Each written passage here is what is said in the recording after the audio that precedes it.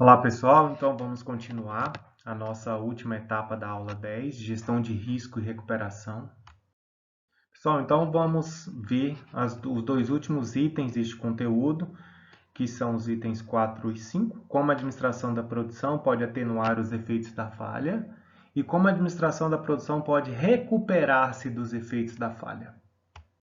Então, primeiramente, vamos ver o item de como atenuar os efeitos das falhas, também chamado de prevenção de falhas. O que eu tenho que fazer, né, para prevenir dessas falhas? Então, primeiro é melhorando a confiabilidade de processos. E uma das formas de se fazer é adotando a redundância. O que é isso? Né? Colocando mais itens para dar maior robustez ao processo. Então, significa ter sistemas ou componentes de reserva para casos de falhas.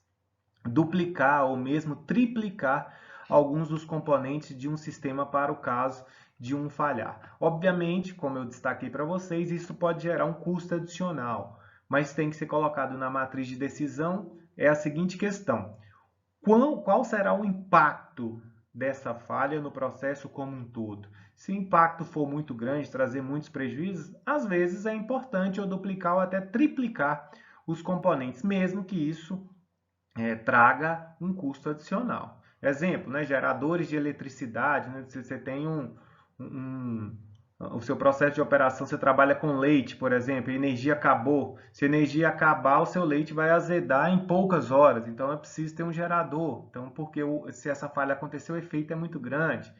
Pessoal de reserva, né? Muitas vezes ter pessoas de reserva é muito caro, mas dependendo da situação, se você não ter, o processo simplesmente para. Né? Aí o exemplo do livro, interessante inclusive, né? Ele fala assim, o corpo humano contém dois de alguns órgãos, rins e olhos, por exemplo. Caso algum falhe, o corpo continuará funcionando normalmente. Até o nosso corpo entendeu da importância de ter redundância, porque caso um falhe, eu tenho outro de reserva. Outra forma é inserindo dispositivos para prevenir falhas. Hoje, com a IoT, né, Internet das Coisas, isso facilitou bastante. Né? Você coloca um item que ele vai te dar sinais de alerta de que o componente pode falhar. Em um carro, por exemplo, né, quando a luz vermelha acende, ela está mandando informação para você fazer o conserto imediatamente antes que o problema possa se agravar. Então, o conceito de prevenção de falha surgiu com a introdução dos métodos japoneses de melhoramento da produção, chamado de Pokayuki. Sua ideia está baseada no princípio de que os erros humanos são inevitáveis até certo grau. Né? Então, assim, se você puder substituir a mão de obra humana por uma máquina, desde que isso não traga prejuízo no processo como um todo, porque as pessoas podem estar com estado emocional comprometido, as pessoas podem estar estressadas, isso tudo gera falhas. Então, se aquele processo pudesse ser substituído por uma máquina, talvez valha a pena, dependendo de cada situação. Então, o Pokayo, que são dispositivos simples incorporados em um processo para prevenir erros de falta de atenção dos operadores que provocam defeitos. Aí a figurinha para vocês mostra de forma simples, né, como que você colocando apenas um Pokayo aqui ali, uma pecinha que está virada ao contrário, com um simples mecanismo você consegue desfazer e acabar com o erro. Mais recentemente, tem sido aplicada a operação de serviços também, né? Prevenção de falhas do prestador de serviço. Essa primeira figurinha aí é uma colher de batata frita. Né? Então, antes, em um processo tão padronizado como os fast foods, né? Quando você pede uma batata, se você colocasse mais ou menos no olho do operador que tá inserindo batata frita dentro daquele recipiente, que ele é entregue, às vezes vinha mais batata, às vezes vinha menos batata. Então, o que eles fizeram? Padronizaram. Né? Então, com essa colher, quando ela cheia, ela vai colocar a quantidade ideal, nada mais, nada menos. Então, nem vai faltar, nem vai sobrar. Né? Então, uma bandeja para extração, né? Simples assim, uma simples bandeja com todos os equipamentos necessários, basta que haja conferência se todos estão lá antes de fazer qualquer operação e não vai acontecer nenhuma falha. Pensou assim um processo de operação, hora que o médico ou o dentista vai consultar os seus equipamentos e um item desses aí que é fundamental para o processo operatório, ele não está dentro da bandeja, por exemplo, né? Então, isso ajuda, facilita bastante a prevenir as falhas. Outros dispositivos para prevenir falhas, neste caso, a prevenção de falhas do cliente, né? Então, já disse para vocês que a falha também pode estar no cliente. Travas nas portas dos toaletes de aviões, que precisam ser fechadas para acender a luz. Então, evita que aconteça que o cliente faça algum tipo de falha, algum tipo de comportamento inadequado que vai causar uma falha. Barras de leitura em atrações de parque para assegurar que os clientes não excedam as limitações de altura. Esquemas desenhados nas paredes de uma creche para indicar onde os brinquedos devem ser colocados depois de brincar. E os detectores de metais em aeroportos. Outra forma de se prevenir falhas, como eu disse anteriormente, que eu ia tratar disso no final deste capítulo, é a manutenção, né? E como as organizações tentam evitar falhas cuidando de suas instalações físicas? Então, há 3 tipos de manutenção, a corretiva, a preventiva e a preditiva. Vamos ver cada uma delas em separado nos próximos slides. E uma coisa que é fundamental, né? Quando eu trabalhar com os conceitos de vocês, a gente costuma ter um certo nível de erro quando se pergunta assim, isso cai muito em concurso. Quais das 3 manutenções é melhor para a organização? Muita gente vai na preventiva, por exemplo, né? Isso dependerá de cada situação. Vamos ver na sequência o que é cada uma delas. A manutenção corretiva é aquela que é o seguinte, você deixa máquina, equipamento funcionar até que ela estrague. Né? Então, assim, parece ser uma coisa assim, mas isso é um tipo de manutenção? Sim, deixa funcionar até estragar. Quando estragar, você conserta. Aí, qual é o impacto disso na produção e operações? Isso vai depender de cada situação. Né? Por exemplo, para esse tipo de máquina, vamos adotar a manutenção corretiva. Por quê? Por exemplo, essa máquina é tão barata que não compensa ficar arrumando. Então, quando ela estragar de vez, descarta. Ou se não, a manutenção demora muito e a manutenção é muito rápida. Então, a gente não precisa de ficar parando a máquina para dar manutenção preventiva. Quando aconteceu o erro, a gente corrige. Na nossa vida cotidiana, geralmente a gente faz manutenção corretiva. Espera o problema acontecer para depois corrigir. Inclusive na nossa saúde, né? É recomendado que a gente faça manutenção preventiva do nosso corpo humano, indo ao médico no mínimo a cada 6 meses, né? Mas a gente acaba indo somente quando o corpo começa a falhar. Então, essa manutenção corretiva permite que as instalações funcionem até que quebrem. A manutenção ocorre somente após, lembre disso, a falha ter ocorrido. É usada com frequência nos casos em que o conserto é fácil, quando a manutenção preventiva é dispendiosa ou quando a falha não é imprevisível. Já a manutenção preventiva, o que eu faço? Eu ajo antes do problema acontecer. Né? Por exemplo, um carro é recomendado que você faça manutenção preventiva pelo menos a cada 10 mil quilômetros, né? E você leva o carro na concessionária para fazer a manutenção, mesmo que ele não tenha tido problema nenhum. Né? Então, quando que isso acontece? Né? Então, visa eliminar ou reduzir as probabilidades de falhas por manutenção, limpeza, lubrificação, em intervalos pré-planejados antes que as falhas ocorram.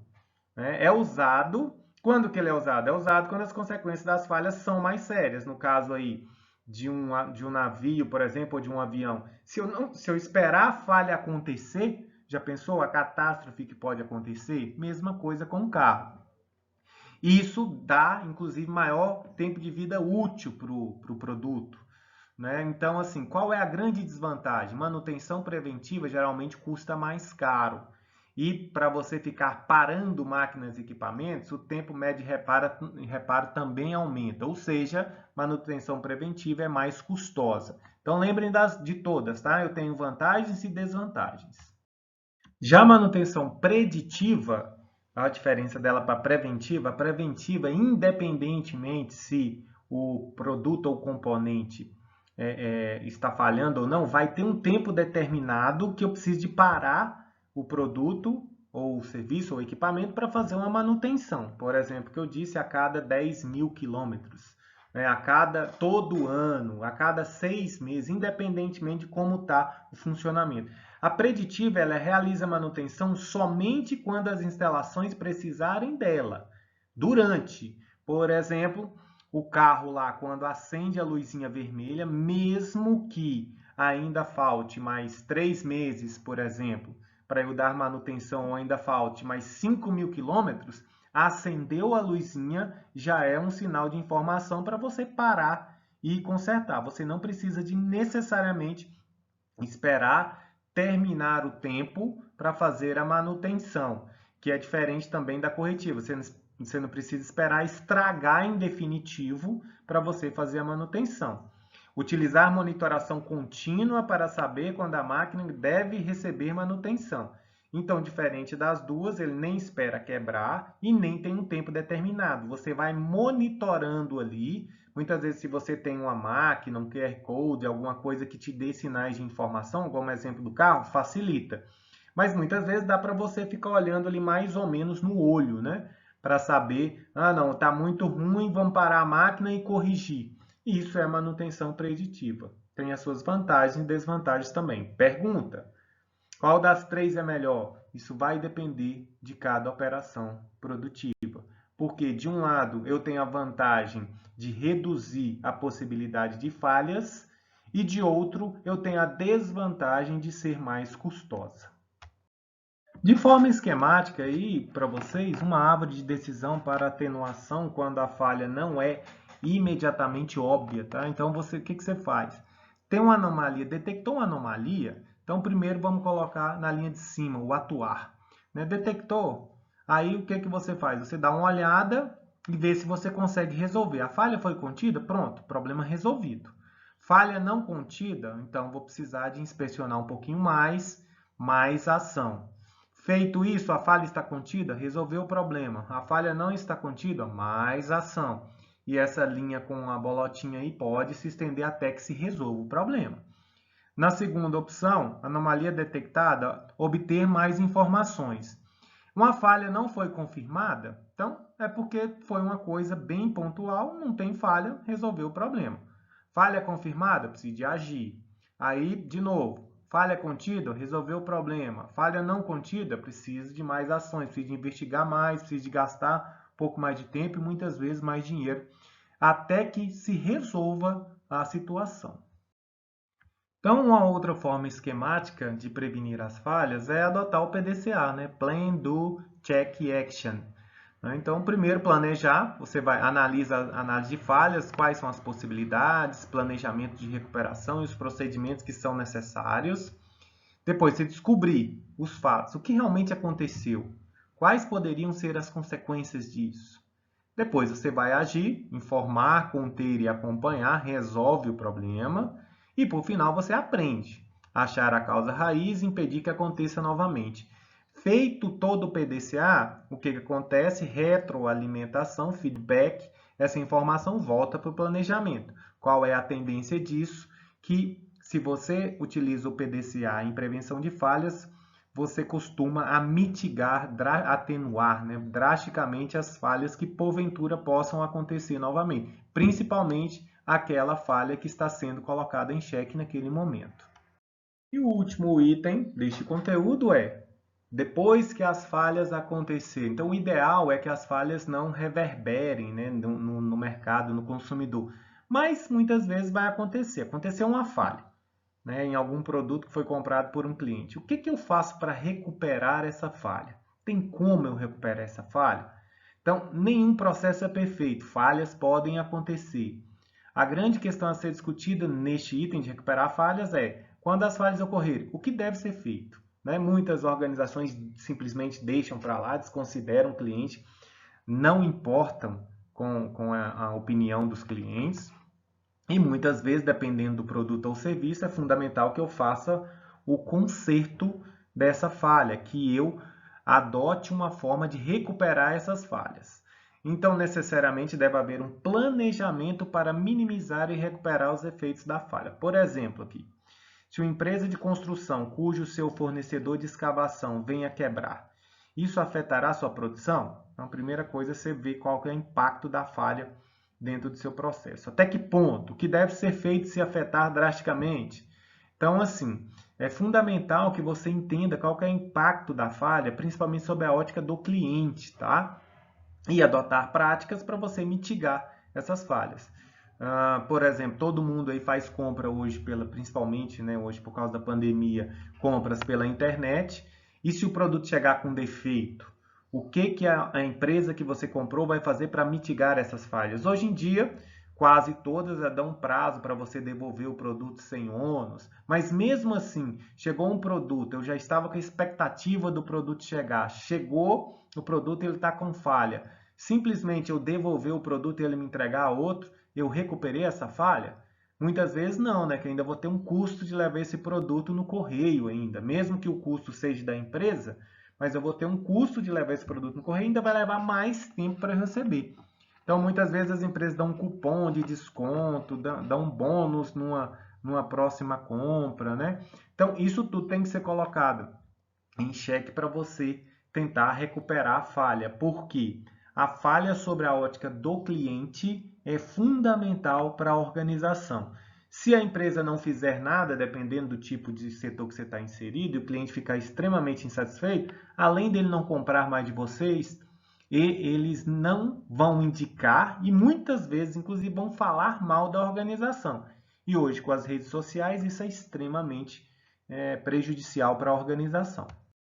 Outra questão interessante é, mesmo nos casos em que o cliente vê uma falha, isso não necessariamente leva a uma insatisfação, né? Então, é claro que isso vai depender de como a empresa lida com a recuperação dessa falha, né? Então, às vezes, é uma coisa muito simples, né? O cliente reclama, se ele reclamar por algum canal oficial, né, por uma mensagem ou por e-mail, por exemplo, o simples fato de você responder esse cliente já está dando importância para o cliente, né? E você reconhecer a falha. Realmente, detectamos que o produto está com falhas, pedimos desculpa e tentaremos resolver o problema o mais rápido possível. Só uma simples satisfação, muitas vezes, já deixa o cliente mais satisfeito com aquela falha.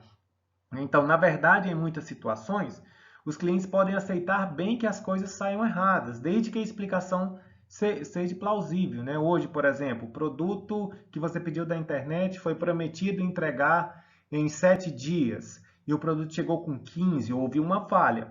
Mas se a organização fala, olha, o problema aconteceu porque houve um problema muito mais grave que esteve fora do nosso alcance. Então, se você explica a situação, muitas vezes os clientes eles sabem lidar com isso e não vão fazer nenhum tipo mais de reclamação.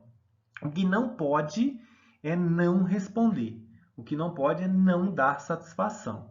Então, uma falha pode ser transformada em experiência positiva. Há pesquisas dizendo que, inclusive, a falha pode ser utilizada como uma oportunidade, inclusive nesses casos. Como assim? Se o cliente teve uma experiência negativa na compra de um produto ou de um serviço, falhou, ele comunicou à organização e a organização atuou para resolver esse problema, mitigar ou resolver o problema, e o cliente ficou satisfeito, pode ser que ele fique ainda mais fiel à organização.